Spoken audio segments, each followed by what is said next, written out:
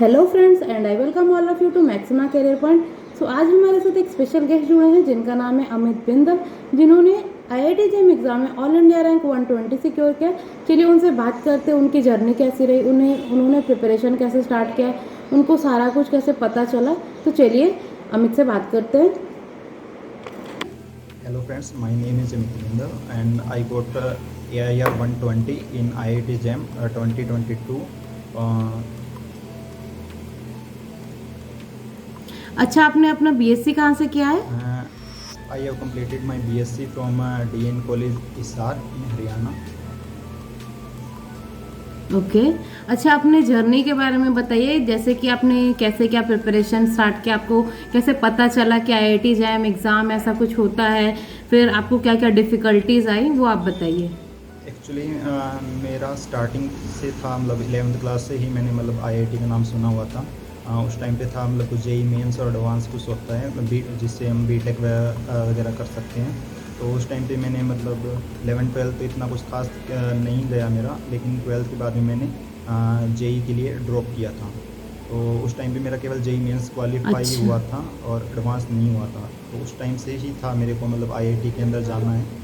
तो उस टाइम पे बीटेक नहीं कर पाया, तो मैंने सोचा सिंपल बीएससी कर लेते हैं। तो वहाँ से अच्छा, तब आपने जब प्रिपरेशन स्टार्ट किया बीएससी का, तो आपको जैम के बारे में पता था कि ऐसा कुछ जैम होता है, या फिर बीएससी में एडमिशन लेने के बाद आपको पता चला कि जैम कुछ एग्ज़ाम होता है? एक्चुअली बीएससी के फर्स्ट ईयर तक तो मेरे को नहीं पता था। मैंने सोचा अभी अब तो आईआईटी में नहीं जा सकते, केवल पीएचडी में ही जा सकते हैं। लेकिन जब मैं नेट पे सर्च कर रहा था तो वहाँ पे पता चला कुछ आईआईटी जेईई नाम से पेपर होता है और उसमें मतलब हम एमएससी कर सकते हैं आईआईटी से। तो मेरे को लगा यार काफ़ी अच्छा अपॉर्चुनिटी है यहाँ पे आईआईटी में। जो ड्रीम था एक, मतलब 12th के बाद में तो नहीं हो पाया कुछ एक रीज़न की वजह से, लेकिन अब हम कर सकते हैं। तो मैंने सोचा ठीक है अभी जेईई के लिए प्रिपेयर करते हैं। तो स्टार्टिंग के मतलब मैंने सेकेंड ईयर के स्टार्टिंग से ही प्रिपरेशन करना स्टार्ट कर दिया था आईआईटी जेईई का। अच्छा अच्छा अच्छा, आपकी जर्नी कैसी रही, मीन्स आपने कैसे क्या प्रिपरेशन किया, सारा कुछ बताइए। एक्चुअली मैंने जेईई का मतलब सेकेंड ईयर में तो इतना कुछ खास था नहीं, मतलब कोई कोचिंग नहीं ली थी। सेकेंड ईयर कंप्लीट वैसे ही पढ़ रहा था, जो कॉलेज की बुक्स थी रैंडमली कोई भी मतलब जो टॉपिक सिलेबस देख देख के डायरेक्ट पढ़ रहा था। लेकिन जब फाइनल ईयर आया तब मैंने कोचिंग ज्वाइन कर ली थी एक। उस कोचिंग से मैंने मतलब जो उनके थ्योरी लेक्चर थे वो सारा पहले कोशिश ये किया कि थ्योरी को कवर कर पाऊँ। तो मैंने जितने भी मतलब उनके रिकॉर्डेड लेक्चर होते थे, सारे रिकॉर्डेड लेक्चर को मैंने उनके नोट्स अच्छा बना लिए पहले। अच्छा अच्छा। और आपको क्या क्या डिफ़िकल्टीज आई, लाइक जैसे कि कंसेप्ट समझ लेते थे, बट गैप रहता है कि लोग प्रॉब्लम में अप्लाई नहीं कर पाते वो चीज़ों को, फिर ऐसा होता है कि किन्हीं को कंसेप्ट ही समझ में नहीं आता है, तो वो आपने कैसे फेस किया, टैकल किया उसे? एक्चुअली ये प्रॉब्लम स्टार्टिंग में सभी को आता है, किस तरीके से मतलब चीज़ों को हैंडल करना है। एक तो कॉलेज टाइम में मतलब इतना टाइम नहीं मिल पाता, क्योंकि कॉलेज के भी मतलब प्रैक्टिकल्स वगैरह होते हैं, यूनिट टेस्ट वगैरह होते हैं, असाइनमेंट्स होते हैं। तो मतलब इतना ज़्यादा टाइम नहीं दे पाते हम जब कॉलेज टाइम चल रहा होता है। लेकिन फिर भी अपने को वीकेंड में मतलब जिस तरह सैटरडे संडे हो गया उसमें हम कुछ कर सकते हैं, मतलब एक्स्ट्रा टाइम निकाल के कर सकते हैं। ये मतलब ये है मतलब जिस तरह अपना फरवरी में जेईई का एग्ज़ाम होता है, तो उससे 4 से 5 महीने पहले अपने को अच्छे से मतलब मेहनत कर, मतलब 4-5 महीने लास्ट के जो बचते हैं उसमें काफ़ी ज़्यादा मेहनत करनी पड़ती है। लेकिन उससे पहले अगर हम रेगुलरली अगर 2 to 3 आवर अगर देते हैं जेईई के लिए तो इनफ है। ज़्यादा मतलब ये ज़रूरी नहीं है कि हम 5 से 6 घंटे पढ़ें। अगर 2 आवर भी पढ़ते हैं पर डे तो इनफ है। बस ये अपने को कंसिस्टेंसी मेंटेन करके रखनी है, अच्छे से मतलब उस टॉपिक्स को समझते हुए जाना है। अच्छा अच्छा, मीन्स कंसिस्टेंसी बहुत इंपॉर्टेंट है कि हमें हर दिन ही पढ़ना है। हाँ, सबसे इम्पोर्टेंट चीज़ यही है अच्छा जेईई के लिए, कंसिस्टेंट मतलब लगातार अपने को पढ़ते ही रहना, मतलब कंटिन्यूटी बनी रहनी चाहिए।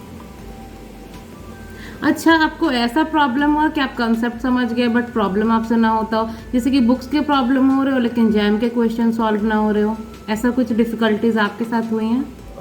नहीं, ऐसा तो कुछ नहीं था। मतलब अगर थ्योरी अच्छे से कवर की है तो स्टार्टिंग में ये है, अगर 8 to 10 क्वेश्चन अगर मतलब सॉल्व कर रहे हैं तो उसमें से ये होएगा मतलब 5 से 6 क्वेश्चन तो हर बार हो जाते थे, लेकिन 4-5 क्वेश्चन ऐसे बचते थे जो मतलब नहीं होते थे स्टार्टिंग में, फर्स्ट टाइम जब कर रहे थे। तो धीरे धीरे उनके सॉल्यूशन देख के ग्रुप्स वगैरह में डिस्कस किए, तो ऐसा कुछ किया तो वहाँ से थोड़ा सा ईजी हो गया समझने के लिए। तो मतलब ये था। उसके बाद में भी मतलब बचे हुए 5 क्वेश्चन जो डाउट में, उसमें 3 सॉल्व हो जाते थे, 2 बच जाते थे। तो उनको मतलब मार्क करके मतलब एक ये था, मतलब जो भी क्वेश्चन सॉल्व कर रहे हैं उसको मतलब रेड कलर से मतलब उसको स्टार मार्क कर दिया, जो इंपॉर्टेंट क्वेश्चन होते हैं। मतलब मार्किंग सबसे इम्पोर्टेंट है, मतलब अगर कोई कंसेप्ट आ रहा है तो उसके ऊपर मार्किंग कर दो, ऐसा कुछ था। अच्छा अच्छा।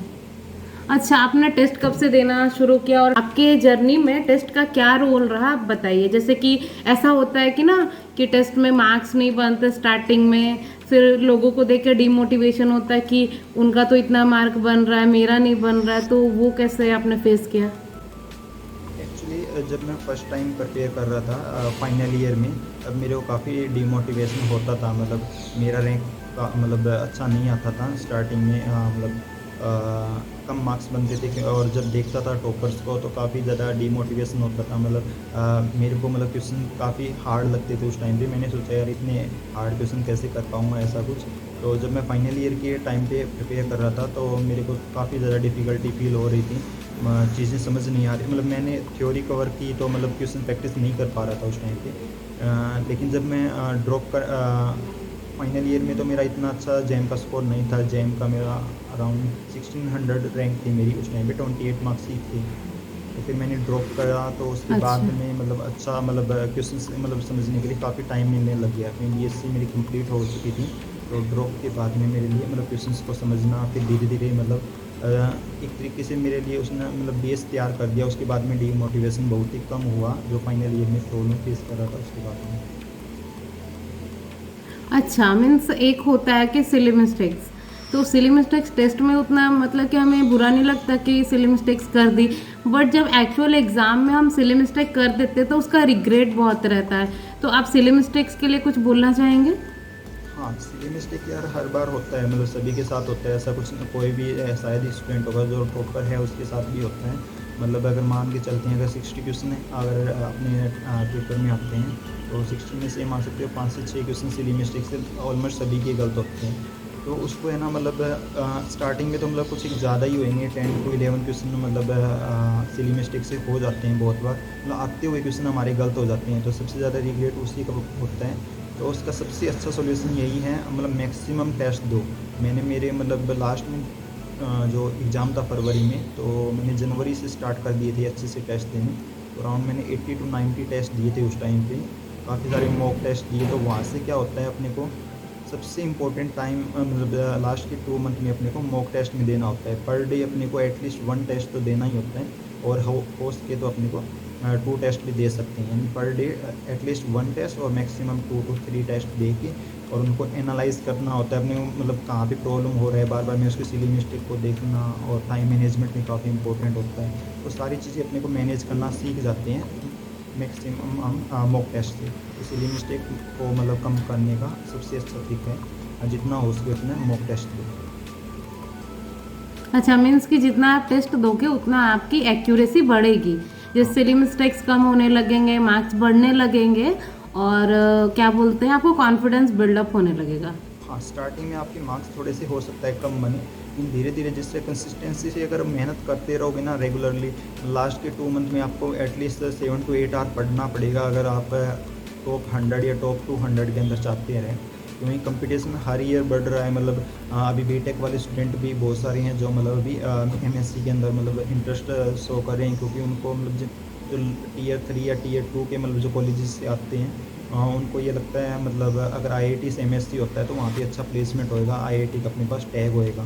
तो आईआईटी टैग की काफ़ी ज़्यादा वैल्यू है, इसलिए कंपटीशन हर साल बढ़ रहा है। और लेवल भी 21 का काफ़ी इंक्रीज़ हुआ था, और अभी जो 22 में पेपर हुआ है उसका लेवल भी काफ़ी इंक्रीज़ हुआ है। तो हर साल अपना जो मतलब पेपर का जो आईआईटी के जैम का जो पेपर है वो लेवल बढ़ता जा रहा है। ये कह सकते हो जिस तरह मतलब जेई मेंस और एडवांस का पेपर होता है, उसे उस लेवल की तरफ जाने की तरफ है। मतलब वो एक्सपेक्ट करेंगे कि 23 का भी उसी लेवल का पॉसिबिलिटीज। पेपर आएगा। हाँ, 23 का जी भी जी उसी जी। लेवल का पेपर आएगा, इतना ईज़ी नहीं मान सकते हैं कभी भी, क्योंकि धीरे-धीरे लेवल जिस तरह स्टूडेंट इंक्रीज़ हो रहे हैं और जिस तरह मतलब ये ग्रो हो रहा है मतलब आईआईटी जैम का एग्ज़ाम, तो मुझे लगता है अभी अच्छे एग्ज़ाम मतलब अभी मतलब यूट्यूब चैनल आ गया है, तो काफ़ी सारी कोचिंग्स भी अवेलेबल हो गई हैं, कंटेंट काफ़ी अच्छा मिल रहा है। मतलब जेईई के कंपैरिज़न में तो कम है, लेकिन अभी अच्छा कंटेंट प्रोवाइड हो रहा है, तो अभी लेवल बढ़ेगा जैम का। लोग मतलब जो बच्चे हैं वो अच्छे परफॉर्म कर रहे हैं, मीन्स क्वेश्चन हार्ड तो आ रहा है, लेकिन ऐसा है कि मार्क्स स्टूडेंट कम नहीं स्कोर कर रहे हैं, स्टूडेंट के मार्क्स भी 80-90 टच कर रहे हैं। हाँ, मतलब अभी स्टूडेंट को मीन्स काफ़ी जो ज़्यादा। एआईआर, हाँ कंटेंट बहुत सही मिल रहा है चारों तरफ, तो लोग मीन्स कंपटीशन बहुत ज़्यादा बढ़ गया है इस फील्ड में भी। हाँ, टीचिंग्स मतलब जो टीचर्स हैं वो काफ़ी अच्छे से मतलब आ रहे हैं, पहले तो इतना नहीं था, अभी लास्ट 2 टू 3 ईयर में ना काफ़ी अच्छे से टीचर्स मतलब इस फील्ड में इंटरेस्ट शो कर रहे हैं, तो इस वजह से काफ़ी अच्छा कंटेंट अब बहुत ही कम फीस पे अवेलेबल हो गया है। पहले फ़ी भी काफ़ी ज़्यादा थी, तो अभी कम फ़ी मतलब 5 टू 6,000 रुपीज़ में अच्छे मतलब कोर्सेज अवेलेबल हैं आईआईटी जैम के। अच्छा। अच्छा, आप रिवीजन के ऊपर क्या बोलना चाहेंगे? मीन्स आपने कैसे रिवीजन करते थे, कैसे क्वेश्चन प्रैक्टिस करते थे, पर डे वाइज आप क्वेश्चन प्रैक्टिस करते थे, या मतलब पर डे कितना क्वेश्चन देते थे, कितना थ्योरी को टाइम देते थे, उसके रिगार्डिंग कुछ बताइए। एक्चुअली ये हुआ था मेरा मतलब जिस तरह मैं बता रहा हूँ मैं स्टार्टिंग तो यही होती है यार सभी का, यही मतलब मेरे अकॉर्डिंग तो यही होना चाहिए, जितना जल्दी हो सके पहले थ्योरी को कवर कर लो। मतलब ठीक है, आपको मतलब थ्योरी के साथ असाइनमेंट सोल्व करने होते हैं, थोड़ा मतलब पहले थ्योरी का मतलब कुछ 2-3 लेक्चर देखिए और उससे रिलेटेड कुछ एक क्वेश्चन सोल्व कर लो। ऐसे नहीं है केवल एक पोर्शन पढ़ लिया और उसी पे क्वेश्चन लगाए जा रहे हैं, आगे की थ्योरी कवर नहीं कर रहे।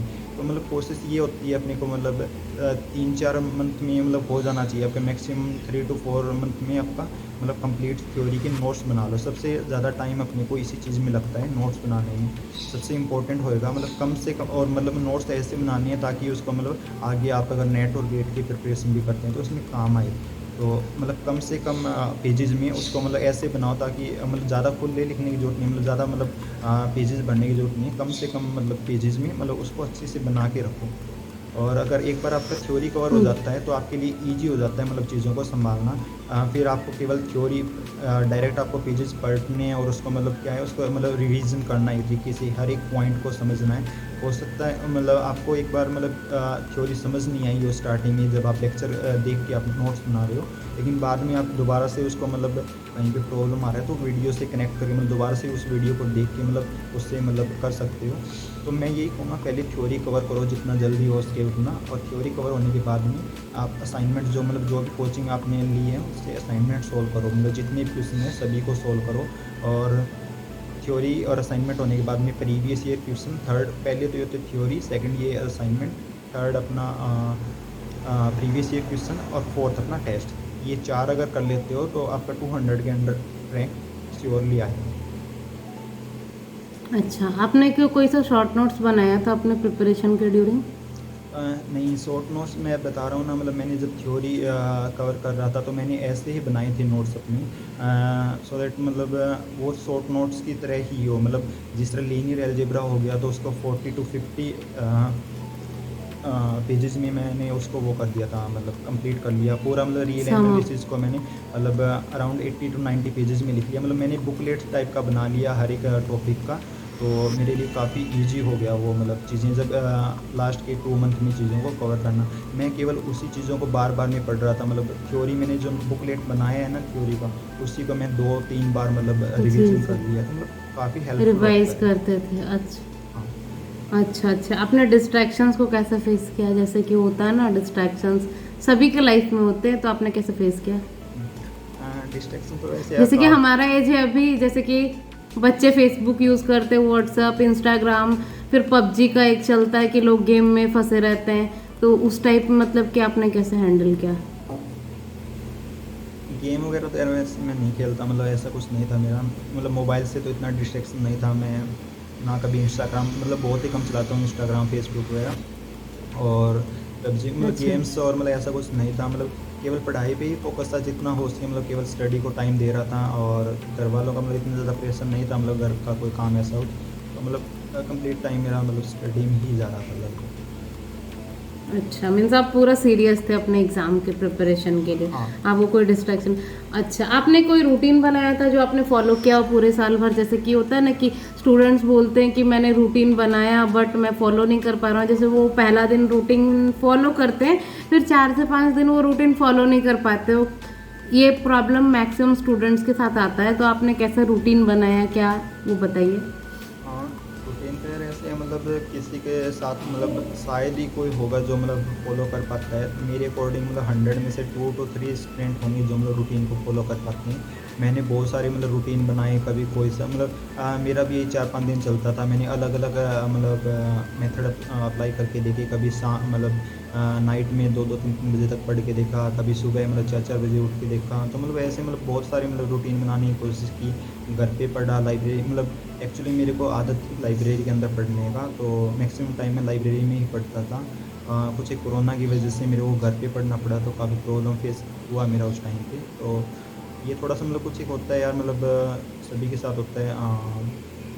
तो कुछ एक मतलब होते हैं जो घर पे ही पढ़ लेते हैं, लेकिन मेरे साथ ऐसा था, मैं लाइब्रेरी में बहुत अच्छे से पढ़ पाता था। रेगुलर भी मतलब कंटिन्यूसली मैं 3 से 4 घंटे मतलब टेबल मतलब उस पे चेयर पे बैठ के मैं अच्छे से पढ़ पाता था। अच्छा अच्छा। मतलब आप कितने आवर स्टडी करते थे मीन्स एग्जाम के प्रिपरेशन के ड्यूरिंग में? एक्चुअली मेरे जब फाइनल ईयर के टाइम में मैंने फर्स्ट अटेम्प्ट किया था, उस टाइम पे मैं बहुत ही कम टाइम दे पाता था, 1 to 2 आवर ही हो पाता था। कई बार तो ऐसा होता था जैम के लिए टाइम दे भी नहीं पाता था। इसी वजह से मेरा इतना अच्छा रैंक भी नहीं आया, मतलब क्वेश्चन प्रैक्टिस नहीं कर पाया, केवल थ्योरी कवर हुई थी फर्स्ट अटेम्प्ट में। लेकिन जब मैंने ड्रॉप के लिए डिसाइड किया था तो मेरा क्लियर था, मेरे को IIT गुवाहाटी चाहिए है। क्योंकि मेरे को कोडिंग के अंदर इंटरेस्ट था, तो मैंने मैथमेटिकल कंप्यूटिंग कोर्स में मेरे को इन्वॉल्व करवाना था अपने आप को। तो मैंने स्टार्टिंग से ही फिक्स कर रखा था IIT गुवाहाटी के अंदर मतलब अगली बार लेना ही है। तो शुरुआत से ही सीरियस था, मतलब मैक्सिमम कोशिश कर रहा था मतलब क्वेश्चन मतलब लगा पाऊँ, क्योंकि मेरा थ्योरी तो कवर था, क्वेश्चन प्रैक्टिस काफ़ी कम थी, तो मैक्सिमम टाइम क्वेश्चन प्रैक्टिस में ही दिया। अच्छा, मीन्स ऐसा होता है कि लास्ट टाइम पे जैसे डिप्रेशन होता है कि अगर नहीं हुआ तो क्या होगा, और ऐसा होता है कि लगता है कि सब कुछ भूल रहे हैं हम। ऐसा एग्ज़ाम टाइम पे होता है, जब एग्ज़ाम बहुत करीब होता है। तो आपके साथ कुछ ऐसा हुआ था क्या? नहीं यार, ऐसा कुछ नहीं हुआ। मेरा फाइनल ईयर में ये था, मेरे को पता था जब मैं फर्स्ट अटेम्प्ट के टाइम, तो ये था जितना हुआ है ठीक है, एग्ज़ाम दे देते हैं, कोई प्रॉब्लम नहीं है। जितना पढ़ा है यार मतलब टाइम नहीं था, इस वजह से ठीक है दे देते हैं, उसमें इतना ज़्यादा डिस्ट्रैक्शन नहीं मतलब डिप्रेशन नहीं था। और जब सेकंड टाइम दे रहे थे उस टाइम पे लास्ट के कुछ एक दिनों में हुआ था, मतलब 5-10 दिन बचे थे। लेकिन ये कॉन्फिडेंस था क्योंकि मैंने थ्रू आउट द ईयर मतलब काफ़ी मेहनत की थी, मतलब कभी भी ऐसे ही मतलब मैंने अपना बेस्ट दिया था पूरी प्रिपरेशन के दौरान। कभी भी ऐसा नहीं था मतलब मैंने बहुत ज़्यादा कुछ टाइम वेस्ट किया हो, मतलब 2-2 3-3 दिन मैंने नहीं पढ़ा हूँ, मैं रेगुलरली पढ़ रहा था। तो मतलब सही चल रहा था सारा कुछ, तो इस वजह से इतना ज़्यादा डिमोटिवेशन नहीं मीन्स हुआ। आपने 100% अपना दिया था, तो आपको कॉन्फिडेंस था कि जो भी आएगा वो अच्छा ही होगा। हाँ, मेरे को ये कॉन्फिडेंस था, अंडर 200 मेरा रैंक पक्का है। और ये कॉन्फिडेंस मेरा ज़्यादा तब बना जब मैंने मॉक टेस्ट देने स्टार्ट किए, वहाँ पे मेरी काफ़ी अच्छी रैंक बन रही थी। तो कॉन्फिडेंस वहाँ से काफ़ी बिल्ड हो जाता है, क्योंकि वहाँ पे पता चलता रहता है मतलब पूरे ऑल इंडिया लेवल के मतलब पूरे इंडिया के मतलब बच्चे वहाँ पे एग्ज़ाम देते हैं, तो वहाँ से मतलब अगर कंपेयर करें तो वहाँ से पता चलता रहता है अपनी आइडिया। कहाँ पे रैंक बन रही है, कहाँ मतलब कितना स्कोर कर रहे हैं, हर एक टेस्ट में कितने मार्क्स बन रहे हैं। तो मॉक टेस्ट से अपने को आइडिया हो जाता है लास्ट के 1-2 मंथ में हम कितना स्कोर कर पाएंगे अप्रोक्स। Okay okay. अच्छा, आप ये बताइए कि actual time to start preparation, ऐसा होता है कि लोग बीएससी में स्टार्ट करते हैं बट टाइम नहीं दे पाते हैं। तो आपके अकॉर्डिंग किस टाइम, मतलब कि आइदर फर्स्ट ईयर से सेकेंड ईयर से, किस टाइम से आपको जैम के प्रिपरेशन स्टार्ट करना चाहिए, एक्चुअल जैम का प्रिपरेशन आपके अकॉर्डिंग? ऐसे तो कोई मतलब फिक्स नहीं है यार, मतलब कभी भी मतलब उसको स्टार्ट कर सकते हैं। मतलब जेएम की प्रिपरेशन इतना कोई ज़्यादा हार्ड एग्ज़ाम भी नहीं है, अगर आप कंसिस्टेंसी से अगर 4-5 घंटे भी अगर देते हैं तो हो जाएगा, ऐसी कोई बात नहीं है। सिलेबस भी इतना कुछ ज़्यादा नहीं है उसका। लास्ट के अगर 4-5 महीने मतलब ये है, लास्ट के आपके जो होते हैं ना मतलब 4 से 5 जो महीने होते हैं उसको मतलब काफ़ी अच्छे से करना पड़ेगा। ये नेसेसरी है मतलब जैम को क्रैक करने की। जैम क्या कोई भी एग्ज़ाम हो यार, मतलब लास्ट के जो होते हैं ना उसमें मतलब काफ़ी अच्छे से कंसिस्टेंसी से अपने को मेहनत करनी होती है, और मैक्सिमम क्वेश्चन प्रैक्टिस करना होता है, ताकि मतलब अपने को जब कोई नया क्वेश्चन भी आए, अलग अलग वैरायटी के क्वेश्चन अपने को सॉल्व करने होते हैं, तो मतलब अपने को ज़्यादा डिफ़िकल्टी फील ना हो। और मतलब अपने को जिससे अप्लाइड का हुआ तो अप्लाइड मैथ में अपने को मैक्सिमम अपनी कैलकुलेशन जो है फास्ट रखनी होती है, मतलब स्पीड काफ़ी फास्ट होनी चाहिए अपनी कैलकुलेशन के लिए। अगर हो सकता है कई बार अप्लाइड वे में अगर पेपर बनता है तो कई बार ये प्रॉब्लम फेस होता है। अच्छा अच्छा। अच्छा, आप ये बताइए क्या कोचिंग जैम के प्रिपरेशन के लिए नेसेसरी है, या फिर विदाउट कोचिंग भी हम जैम को क्लियर कर सकते हैं? कोचिंग का ऐसे है, अगर आपके पास काफ़ी टाइम है, जिससे आप मान लीजिए जी अगर सेकेंड ईयर में हैं तो मतलब कोई ज़रूरत नहीं है कोचिंग की। अगर खुद से प्रिपेयर करना जानते हैं, मतलब यूट्यूब पे काफ़ी फ्री कंटेंट अवेलेबल हैं, तो वहाँ से कर सकते हैं। लेकिन अगर आपके पास टाइम कम है, 5 से 6 महीने ही हैं, अगर फाइनल ईयर के स्टूडेंट आप, तो मैं तो यही कहूँगा यार कोचिंग आपको ले लेना चाहिए, क्योंकि कोचिंग से ऐसा कुछ नहीं है, मतलब आपको कोई लॉस होगा, आपको बेनिफिट ही होगा। आप क्योंकि कोचिंग में जो मतलब टीचर्स पढ़ा रहे हैं उनको काफ़ी एक्सपीरियंस होता है, उनको पता होता है मतलब किस वे से चलना होता है, और लगातार वहाँ पे टेस्ट सीरीज मिलती रहती है। और एक अपना ग्रुप बन जाता है, मतलब व्हाट्सएप ग्रुप या जो भी, मतलब ग्रुप में मतलब उसी लेवल के बच्चे मतलब तैयारी कर रहे होते हैं, तो ऐसे नहीं लगता हम अकेले मतलब तैयारी कर रहे हैं। काफ़ी अच्छा रहता है अगर हम कोचिंग लेते हैं, तो मैक्सिमम कोशिश यही करनी चाहिए ऑनलाइन कोचिंग ही ले, क्योंकि ऑफलाइन में ये होता है मतलब आने जाने का टाइम भी ज़्यादा वेस्ट होता है और कॉस्टली भी काफ़ी पड़ती है ऑफलाइन कोचिंग। तो जितना हो सके मेरे अकॉर्डिंग ऑनलाइन कोचिंग ले सकते हैं, और काफ़ी मतलब कम फी में मिल जाती है, तो ऐसा कोई प्रॉब्लम नहीं होता है। अच्छा, मीन्स आपके अकॉर्डिंग अगर वो जल्दी प्रिपरेशन स्टार्ट करता है तो कोचिंग की नेसेसरी नहीं है, बट अगर वो लास्ट टाइम पे प्रिपेयर कर रहा है तो उसे कोचिंग की ज़रूरत पड़ सकती है। हाँ, अगर टाइम कम है तो कोचिंग आपको अच्छा ज़रूर आपने लेना चाहिए। अच्छा, आपने कौन कौन से बुक्स फॉलो किए थे, और आप स्टूडेंट्स को कौन सा बुक रिकमेंड करना चाहोगे जैम के प्रिपरेशन के लिए? एक्चुअली ये होता है मतलब बुक्स का तो ये है, अगर आप पहले तो ये जिस भी कोचिंग पे से मतलब प्रिपरेशन कर रहे हो उस पे पूरा बिलीव करके आपको करना पड़ेगा। ऐसे नहीं आप बुक्स से भी थ्योरी कवर कर रहे हो और मतलब लेक्चर से भी थ्योरी कवर कर रहे हो, मतलब सारी चीज़ें मिक्स करके नहीं चल सकते। जो टीचर्स करा रहे हैं उसको इनफ मान के चलोगे, मतलब जो सर ने करा दिया उसको मतलब थ्योरी वहाँ से मतलब कवर कर ली, और मतलब बुक्स का इसलिए क्वेश्चन प्रैक्टिस के लिए यूज़ कर सकते हो। बाकी थ्योरी जो है मैक्सिमम टीचर्स करवा देते हैं। तो अगर वहाँ से अगर बुक से भी अगर आप थ्योरी पढ़ने लग जाओगे तो इतना टाइम नहीं होता अपने पास, मतलब सारी चीज़ों को कर पाएँ।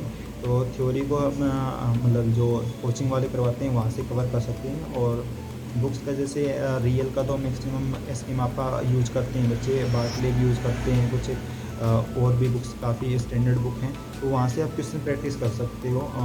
और गैलियन वगैरह यूज़ करते हैं ग्रुप थ्योरी के लिए, लीनियर के लिए फ्रीडबर्ग। मैंने वैसे फ्रीडबर्ग कुछ ज़्यादा यूज़ नहीं किया था। तो मैक्सिमम ये था यार, मैंने असाइनमेंट ही सॉल्व किए थे, असाइनमेंट सॉल्व किया। और एक बुक आती है एमसीक्यू मैथमेटिक्स नाम से, वहाँ पे मतलब काफ़ी अच्छे से क्वेश्चन मिलते हैं, नेट गेट और एनवीएचएन टाइप के मतलब एमसीक्यू क्वेश्चन मिलते हैं। तो मैक्सिमम ये था, थ्योरी मतलब जो सर ने करवाई है वो इनफ है, और थ्योरी वहाँ से कवर करने के बाद में क्वेश्चन प्रैक्टिस करना है, दो ही चीज़ें हैं। मैक्सिमम थ्योरी मतलब थ्योरी जो कोचिंग में हुई है वो, और फिर बाद में क्वेश्चन प्रैक्टिस। तो बुक्स से मैंने इतना ज़्यादा मतलब यूज़ नहीं किया बुक्स को, मतलब जो टीचर्स ने प्रोवाइड करवाया वो ही मतलब फॉलो कर रहा था। अच्छा, जैसे कि एग्ज़ाम के ड्यूरिंग ऐसा होता है कि जैसे कि टाइम निकलता रहता है और प्रेशर एक आता है कि यार इतना टाइम चला गया और मैंने अभी इतना ही सॉल्व किया, तो फिर वो प्रेशर को आपने कैसे हैंडल किया? एक्चुअली ये सबसे इम्पोर्टेंट फैक्टर होता है कोई भी एग्ज़ाम में। मेरे अकॉर्डिंग कोई भी एग्ज़ाम होता है उसमें 80 टू 90% अपना मतलब अपनी जो मेहनत होती है वो काम आती है। अपनी जो पूरे साल अपनी जो मेहनत की है उससे मतलब आपका रिज़ल्ट जो AIR आएगी वो डिसाइड करेगा। लेकिन वो केवल 80 टू 90% होता है। 10 टू 20% आपका लक डिपेंड करेगा, आप किस तरीके से टाइम मैनेज करते हो, वो सारी चीज़ें डिपेंड करती हैं।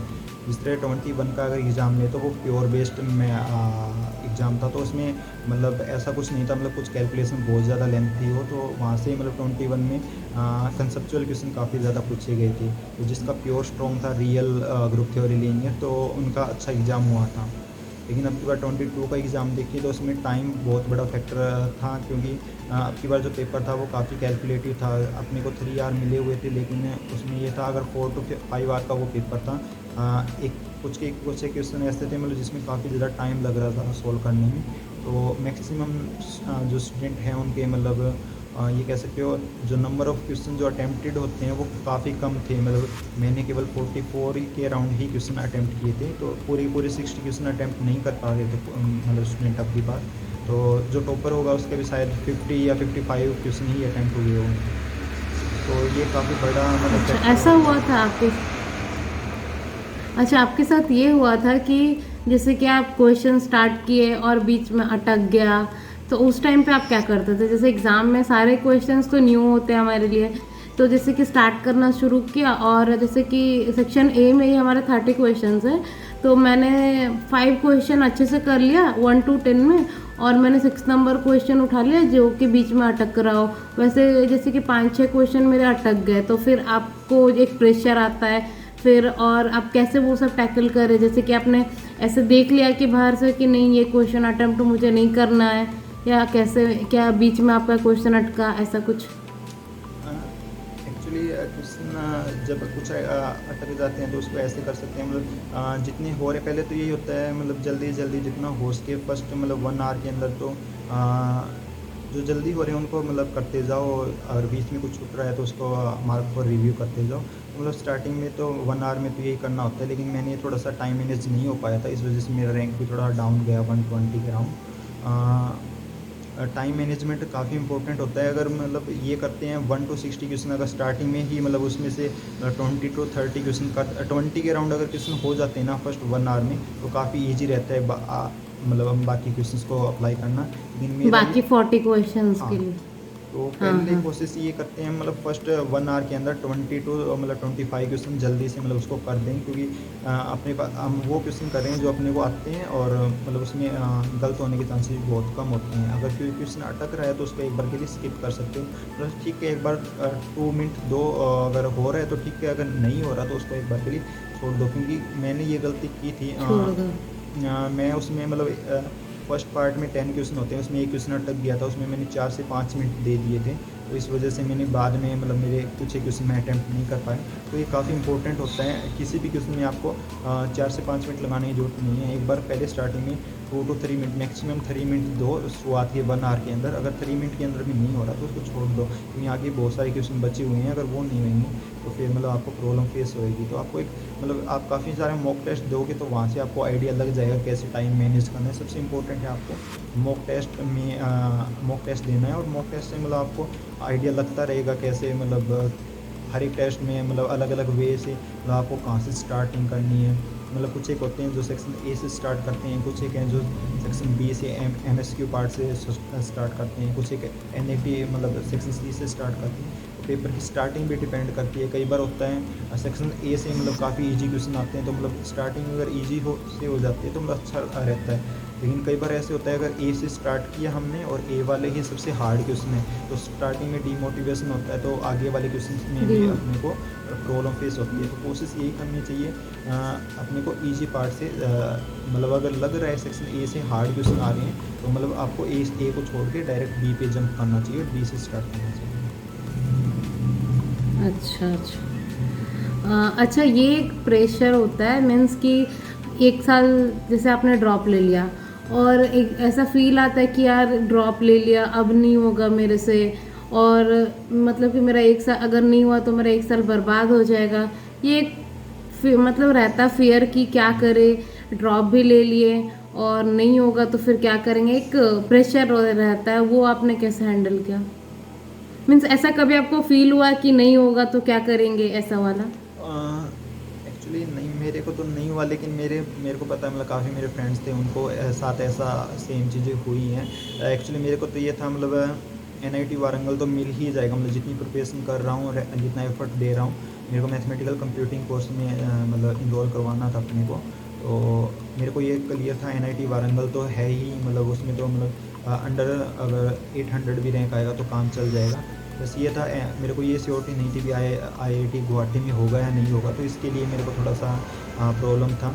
बाकी ये श्योरिटी थी मेरे को मतलब हो जाएगा। बाकी जो मेरे फ्रेंड्स थे उनको ये साथ ये हुआ था, मतलब काफ़ी ज़्यादा मतलब डीमोटिवेटिंग भी है और काफ़ी ज़्यादा डिप्रेसिव चीज़ें भी हैं। 1 साल ड्रॉप करते हैं और फिर बाद में अगर नहीं होते हैं तो ये उनके लिए काफ़ी ज़्यादा मैं कहूँगा मतलब सबसे ज़्यादा मतलब एक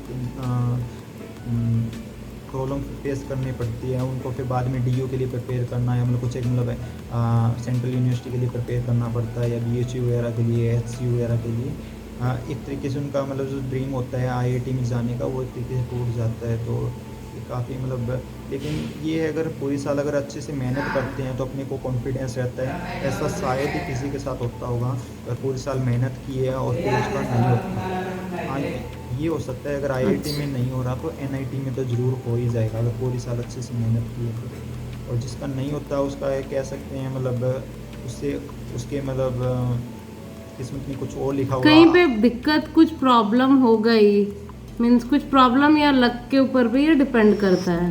हाँ, लक तो होता है मतलब, लेकिन कई बार गाइडलाइंस की मतलब प्रॉब्लम होती है। कई बार हम कुछ ऐसे वे से अप्रोच कर रहे हैं जिसमें जो तरीका ही सही नहीं है, मतलब ऐसे मतलब 2-2 3-3 कोचिंग से पढ़ रहे हैं, या मतलब कुछ मतलब ज़्यादा ही चीज़ों को मतलब मिक्स करके पढ़ रहे हैं। मतलब कुछ एक देखा है मैंने स्टूडेंट 2-2 3-3 कोचिंग्स की मतलब थ्योरी भी कवर कर रहे हैं, बुक्स भी पढ़ रहे हैं। तो एक स्टैंडर्ड वे से अगर लास्ट के 4-5 महीने में आपने ज़्यादा कुछ पढ़ने का कोशिश किया ना, अलग-अलग जगह से मतलब उसे प्रूफ भी करने लग गए। मतलब ज़्यादा नहीं पढ़ना है, लिमिटेड पढ़ना है, लेकिन अच्छा कंटेंट जो अपने लिए ज़रूरी है।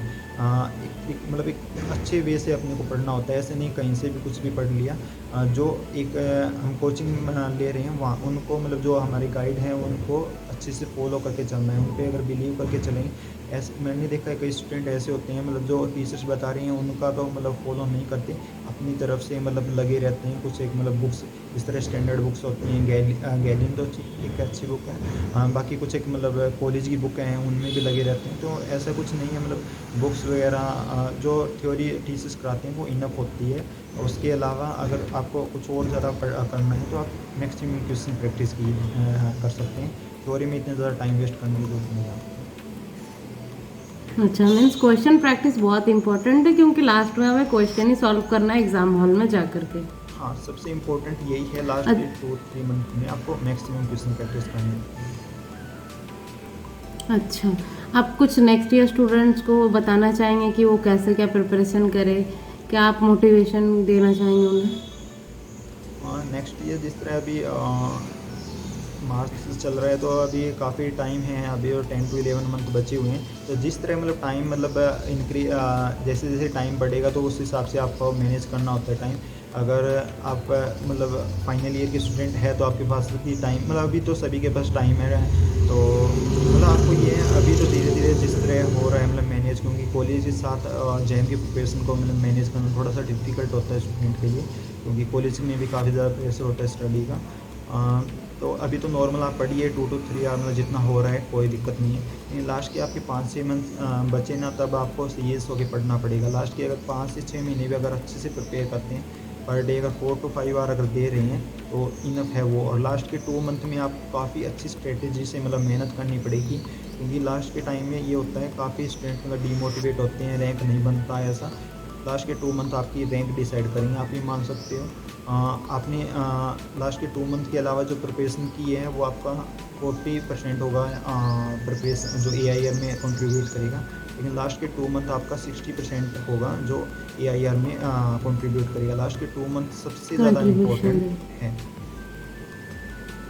अच्छा अच्छा, तो ये रहा अमित का जर्नी। मीन्स उन्होंने बहुत मेहनत किया है और उन्हें बिलीव था कि उनका हो जाएगा और उनका हो गया। अब वो IIT गुवाहाटी जाने वाले हैं, ये बहुत खुशी की बात है। और उन्होंने बहुत मेहनत किया है, उन्होंने 12th से ये सपना देखा था कि उन्हें IIT जाना है और वो फाइनली अब वो IIT जा रहे हैं, तो ये बहुत खुशी की बात है हमारे लिए। तो थैंक्स अमित, आप हमारे मतलब आपने हमारे लिए इतना अपना इम्पोर्टेंट टाइम दिया है, तो thank you. Okay okay, welcome.